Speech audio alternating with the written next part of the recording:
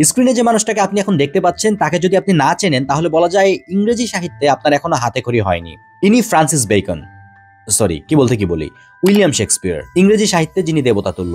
তবে তাকে নিয়ে একটা বড়সড় ডাউট হচ্ছে তিনি আসলে এক্সিস্ট করতেন কিনা। এক্সিস্ট তো করতেন অবশ্যই, তবে তার লেখা সাহিত্যকর্মগুলো কি সত্যি তিনিই লিখেছিলেন? কিছু মানুষের সন্দেহ এ কারণেই যে উইলিয়াম শেক্সপিয়ার কখনো বিদেশে যাননি, অথচ তার নাটকগুলোতে ইউরোপের রাজদরবার, ইতালির শহরগুলোর নিখুঁত বর্ণনা পাওয়া যায়। কিভাবে সম্ভব? আবার তার শিক্ষাগত যোগ্যতাও খুব একটা আহামরি ছিল না, অথচ তার সাহিত্যকর্মে আছে কঠিন কিছু আইনি শব্দ, ইতিহাস, দর্শনের পাণ্ডিত্যপূর্ণ প্রয়োগ। এমনটাও শোনা যায় যে তার লেখা কোনো পাণ্ডুলিপিও নাকি পাওয়া যায়নি। ভাবতে অবাক লাগে এত সীমাবদ্ধতা নিয়ে কিভাবে একটা মানুষ ৩৯টা নাটক, ১৫৪টি সনেট লিখেছিলেন, ১৭০০ ইংরেজি শব্দ যোগ করেছিলেন ইংরেজি অভিধানে।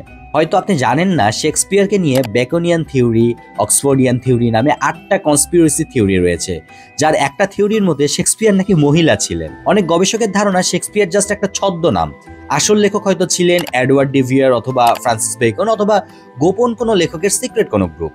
তবে শেক্সপিয়ার যদি সত্যিই কেউ থেকে থাকেন তাহলে নির্দ্বিধায় বলা যায় আসলে সাহিত্যকর্মে প্রাপ্ত শিক্ষার চেয়ে অভিজ্ঞতা এবং হৃদয়ের মেলবন্ধনই বেশি জরুরি।